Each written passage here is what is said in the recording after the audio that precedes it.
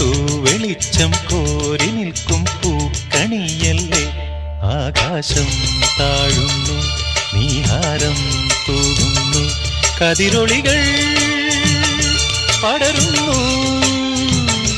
ഇരുളലകൾ അകലുന്നു.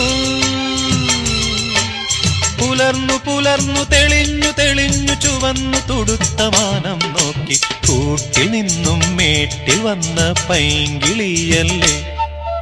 തൂവെളിച്ചം കോരി നിൽക്കും പൂക്കണിയല്ലേ.